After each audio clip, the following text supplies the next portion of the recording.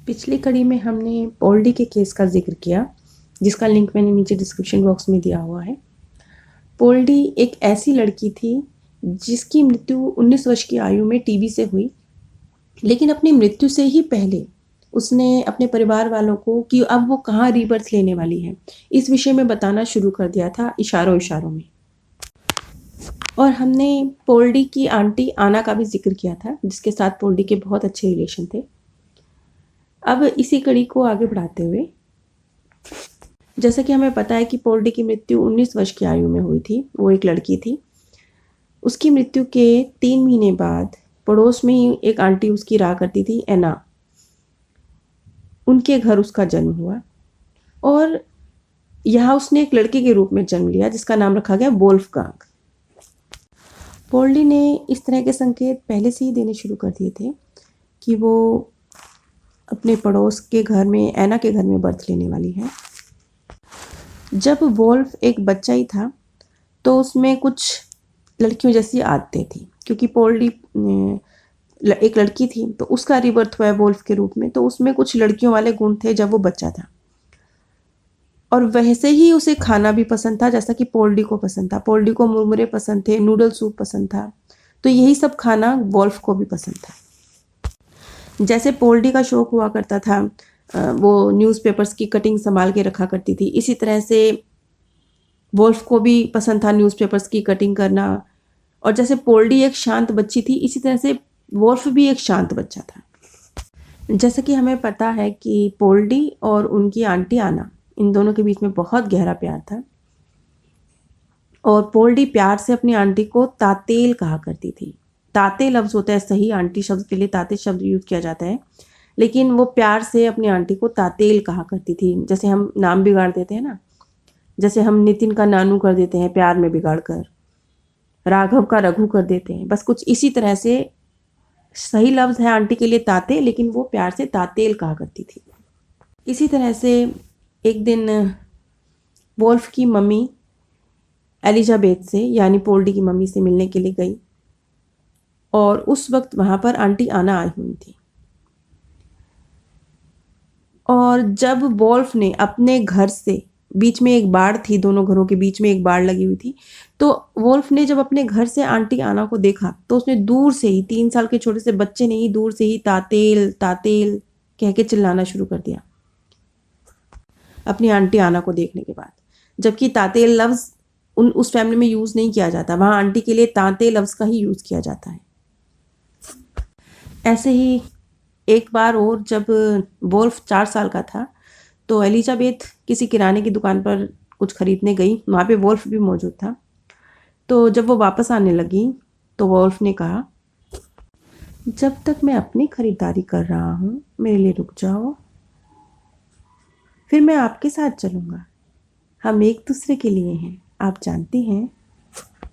उसके बाद Wolff Elizabeth के साथ ही घर की तरफ गया और उसने एलिजाबेथ के घर पर एलिजाबेथ को हाथ छोड़ा, उनको गुड बाय कहा, और फिर उसने कहा कि पड़ोस वाले घर की तरफ इशारा करते हुए, मुझे वहाँ उस घर वापस जाना है, आप जानती हैं ना, मैं अब वहाँ रहता हूँ। एक और घटना घटी। एक दिन जब वोल्फ अपनी मम्मी के साथ उसी किराने की दुकान पर था और पोल्डी की मम्मी एलिजाबेथ भी वहीं पर थी, तो वोल्फ ने एलिजाबेथ से कहा, यानी अपनी पूर्व जन्म की मम्मी से उसने कहा कि प्लीज़ मम्मी मेरे लिए थोड़े मुरमुरे खरीद लो, मेरी जो यहाँ वाली मम्मी है ना वो नहीं खरीदेगी। और ये बात सही थी, क्योंकि पोल्डी का फेवरेट फूड था मुरमुरे, जो कि एलिजाबेथ के घर में बनाया जाता था, लेकिन मैरी के घर में नहीं बनाया जाता था। ऐसे ही एक और घटना घटी। जब वोल्फ 12 साल का था तो उसके जो पोल्डी के पापा थे, यानी उसके पूर्व जन्म के पापा, वो अड़ोस पड़ोसी तो थे ही, तो कुछ छोटे मोटे काम जैसे पड़ोस के अंकल बोल दिया करते हैं तो बच्चे कर दिया करते हैं। इसी तरह से कुछ काम बोला उन्होंने वोल्फ को करने के लिए, कोई चीज़ लाने के लिए बोली घर से। वो सामान घर की अटारी पर रखा हुआ था। तो जब वो वोल्फ घर पहुंचता है तो एलिजाबेथ दरवाजे पर ही खड़ी थी, वो किसी से बात कर रही थी। तो वो कहती कि अच्छा बेटा मैं अभी तेरे को सामान देती हूँ। तो वोल्फ ने उनको जवाब दिया, नहीं नहीं नहीं, आप बातें करो, मुझे पता है वो कहाँ रखा है। मैं तो इस घर को बड़ी अच्छी तरह जानता हूँ। ये कहकर वो दूसरी मंजिल पर सामान रखा हुआ था और उस मंजिल पर जो वोल्फ है वो कभी नहीं गया। वोल्फ का दूसरी मंजिल से कोई लेना देना नहीं है, वो घर के नीचे नीचे ही सबसे बात करता था। तो वो घर के सेकंड फ्लोर पर गया और जहाँ जिस कमरे में और जिस कोने में उस सामान को रखा हुआ बताया गया था, वहाँ से उसने वो सामान ले लिया। इयान स्टिफनिस यहाँ पर एक चीज़ नोट करते हैं, वो कहते हैं कि वो जो दूसरी मंजिल थी उसके बीच में जो गैलरी है उसमें लगभग 6 दरवाजे थे एक जैसे, और कौन से कमरे की कौन सी अटारी की बात हो रही है समझना मुश्किल था, घर काफ़ी बड़ा रहा होगा।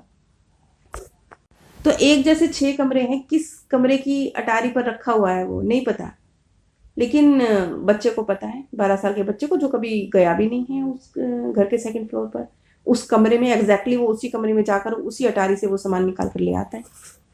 अब ये बात यहाँ पर इयान तो नहीं कह रहे हैं, लेकिन मैं एक चीज़ महसूस करती हूँ कि जैसे हम कोई काम करते रहते हैं तो हमारे सबकॉन्शियस माइंड में एक पाथ सेट हो जाता है, फिर वो काम हमारे लिए करना इजी हो जाता है।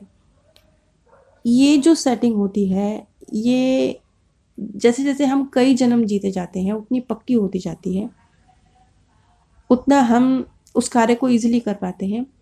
तो ये जो सबकॉन्शियस माइंड की उसकी सेटिंग थी ये एक बर्थ से दूसरे बर्थ में भी ट्रांसफ़र हुई, यानी कि जो हम इस बर्थ में चीज़ें छोटी छोटी भी कर रहे हैं, मामूली मामूली सी भी कर रहे हैं, वो भी ट्रांसफ़र हो रही हैं। यादें यादें जिनकी हम कोई वैल्यू ही नहीं करते हैं ना, यादें वो भी ट्रांसफ़र हो रही हैं, लेकिन हमें इतनी क्लियरली पता नहीं चलती। जैसे अब वोल्फ के केस में तो बड़ी क्लियरली पता चल रही है ना, इतनी क्लियरली हमें पता नहीं चलती, हमें बस छोटे छोटे से फीलिंग आती है, अरे ये चीज़ हमें बड़ी अच्छी लगती है, ये जगह हमें बड़ी जानी पहचानी लगती है, इस इंसान को देख के बड़ा अपनापन फील होता है। बस इस तरह की फीलिंग्स के स्तर पर हमें ये चीज़ें पता चलती हैं।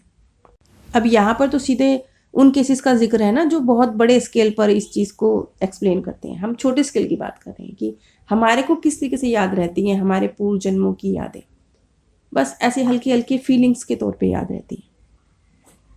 अब जैसा कि पोल्डी ने अपनी फैमिली में बर्थ नहीं लिया था, उसने अपने पड़ोस में बर्थ लिया था। तो इस तरह के ख़ास तौर पर इसी तरह के जिसमें अड़ोस पड़ोस में जन्म लिया गया है, बहुत सारे केस हैं जिन्हें निकटता पुनर्जन्म मामला कह के एक अलग इनके ऊपर रिसर्च की गई है, क्योंकि रीबर्थ कई तरीके से हो रहे हैं ना। रीबर्थ आपकी अपनी फैमिली में भी हो रहे हैं, आपके पड़ोस में भी हो रहे हैं, साथ वाले गाँव में भी हो रहे हैं, तो कुछ तो नियम कार्य करता है ना। यहाँ पर एक चीज़ और ध्यान देने वाली है, ये जो मोही कहेंगे इसे, बहुत ज़बरदस्त तरीके से काम करता है, बड़ी जिसे कहा गया है ना कि मोह नहीं होना चाहिए, बहुत सही बात कही गई है कि ध्यान दीजिए कि बहुत कम रीबर्थ के केसेस, मैं मानती हूँ कि जैसे जन्म होता है तो जन्म आपका किसी दूसरे देश में भी हो सकता है, इंडियन व्यक्ति अमेरिकन बन के भी पैदा हो सकता है, लेकिन जो इस तरह के रीबर्थ के केस होते हैं जिसमें बच्चों को रीबर्थ याद रहते हैं, क्योंकि जांच के दायरे में तो वही आते हैं ना। अब कोई व्यक्ति हिंदुस्तान में पैदा हुआ, उसका रीबर्थ अमेरिका में हो गया, लेकिन उसे अपना पूर्व जन्म याद नहीं है, तो वो जांच के दायरे में थोड़े आएगा। तो जांच तो उन्हीं केसेस पर होती है जो बच्चे जिक्र करते हैं अपने रीबर्थ का। अब देखिएगा, इतने सारे केस हमने जिक्र करे हैं, ढेरों ढेर केसेस का हमने जिक्र किया है, उन सब में ये सिमिलैरिटीज़ है कि वो या तो आसपास के गांव में या अपने ही परिवार में या अपने रिश्तेदारी में या अपने अड़ोस पड़ोस में बिल्कुल करीब में उन्होंने रीबर्थ लिए हैं।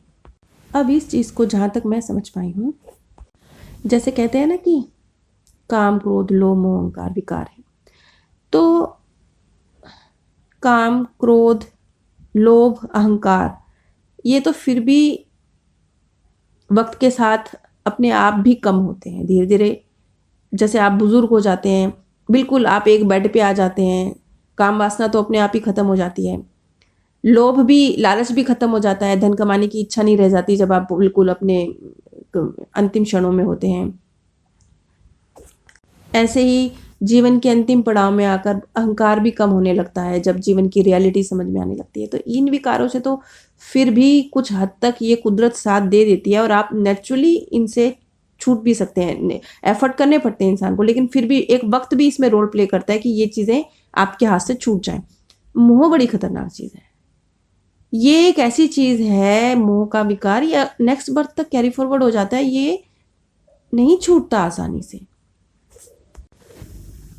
ये जो बच्चे इतने करीब में जन्म ले रहे हैं, अपने घर में रीबर्थ ले रहे हैं, ये क्यों ऐसा करते हैं?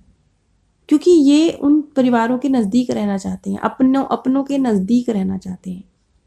यहाँ पे मोह काम कर रहा है, इसलिए ये इस तरीके से रीबर्थ ले रहे हैं।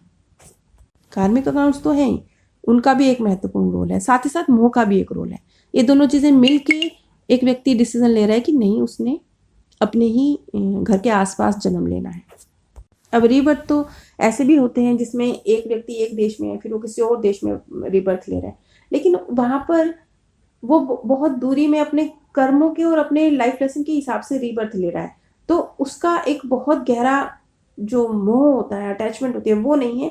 इसलिए आप मोस्टली केसेस में ध्यान दीजिएगा, सिर्फ नज़दीक के ही केस हैं जहाँ पर किसी को अपना पास्ट बर्थ याद है, जहाँ पर दूरी आ गई है। बहुत रेयर ही कोई आपको ऐसा केस मिलेगा जिसमें कोई व्यक्ति ये बोले कि मैं पहले इंडिया में था, अब मैं इंग्लैंड में पैदा हो गया हूँ, पहले मैं एक भारतीय युवक के रूप में था, अब मैं एक अंग्रेज लड़के के रूप में हूँ। नहीं मिलते ऐसे, बहुत नहीं मिलते ही नहीं है, रेयर ही कोई केस ऐसा मिलता है। अभी मैंने एक जापानीज के लड़के का केस का जिक्र किया था जिसमें उसका रीबर्थ होता है, माँ के केस का जिक्र।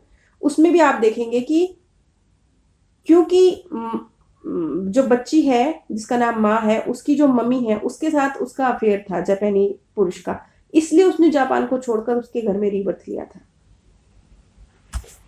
मतलब यही एक इकलौता केस ऐसा मिला बड़े ढूंढ ढांड के कि एक जापानीज पुरुष ने बर्मा देश में जन्म लिया है, लेकिन इसके पीछे भी वजह थी कि जिस माँ के गर्भ से वो जन्म ले रहा है वो माँ उसकी प्रेमिका रह चुकी है। मोह तो यहाँ पर भी काम कर गया ना, अटैचमेंट तो यहाँ पर भी काम कर गई।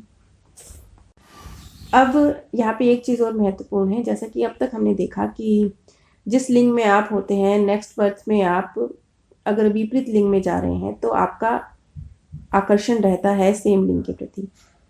तो ये चीज़ हमने देखी, लेकिन अब एक सवाल ये भी आता है कि इतने सारे जो समलैंगिक लोग हैं, ये सारी जो आबादी है, क्या ये सब ऐसे ही हैं कि एक बर्थ में कुछ और थे, नेक्स्ट बर्थ में उन्होंने कोई और लिंग ले लिया, इसलिए वो सबके सब इसी वजह से समलैंगिक है क्या? ये सवाल इयान स्टीफनिस के मन में पैदा हुआ। तो जैसा कि मैंने आपको बताया था कि केविन, जो कि इयान के साथ ही मिलकर इस सब्जेक्ट पे रिसर्च कर रहे थे, वो भी इयान के साथ ही अलग अलग देशों की यात्रा किया करते थे इस तरह की रिसर्च के लिए। तो केविन का अपने मार्गदर्शक से बहुत अच्छा संबंध था, जिसका जिक्र मैंने पिछली कड़ियों में भी किया है। अहतुल रे नाम से उनका मार्गदर्शक था, बड़े स्पष्ट शब्दों में वो उनको गाइड कर पाते थे। रेयर ही कोई व्यक्ति होता है जिसका अपने मार्गदर्शक से इतना ज़बरदस्त अच्छा कनेक्शन होता है, केविन का था। तो केविन को जो उनके मार्गदर्शक, क्योंकि यही सवाल केविन ने अपने मार्गदर्शक से किया कि इतनी सारी जो समलैंगिक आबादी है, क्या ये सभी वैसे ही लोग हैं जिन्हें एक बर्थ में कोई और लिंग था, दूसरे बर्थ में कोई और लिंग था? तो इस पर उनके मार्गदर्शक का जो जवाब था वो मैं आपको देने जा रही हूँ। 90% मामलों में ऐसा नहीं है कि कोई व्यक्ति पास्ट बर्थ में किसी और लिंग में था तो नेक्स्ट बर्थ में वो किसी और लिंग में है इसलिए वो समलैंगिक है। 90% मामलों में ऐसा नहीं है। यहाँ पर कर्म संबंधी वजह काम कर रही होंगी, जो हमारी लाइफ लेसन है वो काम कर रहे होंगे 90% मामलों में। मुश्किल से 10% मामले हैं जहाँ पर कोई व्यक्ति समलैंगिक है, और वो इसलिए है क्योंकि वो पास्ट बर्थ में किसी और लिंग में रहा है। 10% मामले हैं ऐसे, सारे नहीं हैं। अब ये जो 10% मामले हैं ये कौन से हैं? ये एक्सट्रीम केस हैं। आप कुछ लोगों को देखेंगे ना कि कुछ लोग तो समलैंगिक होते हैं लेकिन उनकी ये चीज़ नॉर्मल चलती रहती है, कोई बड़ा इशू नहीं होता ये उनके लिए। लेकिन कुछ लोगों के लिए बड़ा इशू बन जाता है, वो फिर अपनी सर्जरी भी करवाते हैं, अपना सेक्स परिवर्तन करवाते हैं, बहुत मतलब उनके लिए ये चीज़ बड़ी होती है। वो इस चीज़ को लाइटली लेकर जीवन जी रहे हैं, वो ऐसे नहीं चल पाते हैं। अब ये 10% लोग कौन हैं? ये वही लोग हैं जो पास्ट बर्थ में किसी और लिंग में थे और उस लिंग से बहुत अटैच थे, बहुत प्यार था उनको अपने उस लिंग से, अपने शरीर से बड़े अटैच थे। अब उनका जन्म किसी और लिंग में हो गया है तो वो उनसे बर्दाश्त नहीं हो रहा है। ये 10% लोग जो बड़े बड़े फैसले ले लेते हैं, बड़े बड़े सर्जरियाँ करवा लेते हैं, ये उसी कैटेगरी के लोग हैं। लेकिन 90% लोग जो समलैंगिक हैं लेकिन वो इजीली इस चीज़ के साथ चल पाते हैं, क्योंकि ये उनके लिए बहुत बड़ी बात नहीं है। ये उन्होंने सोच समझ के अपने उनके कार्मिक अकाउंट रहे होंगे या कुछ लाइफ लेसन रहे होंगे जिसकी वजह से उन्होंने इस तरीके से अपना जीवन चूज किया। पोल्डी का केस तो यहीं ख़त्म होता है। नीचे डिस्क्रिप्शन बॉक्स में मैंने इसकी पिछली कड़ी की और अपने first channel path of peace का लिंक शेयर किया है। पाथ ऑफ पीस चैनल पर भी मृत्यु के बाद की दुनिया के संबंध में इसी प्रकार की जानकारी प्रस्तुत की जाती है। आप सभी पर परमात्मा सौंदर्य, प्रेम और आनंद सदैव बरसता रहे। आप सभी दिव्य परम धाम में स्थान प्राप्त करें। पिछली कड़ी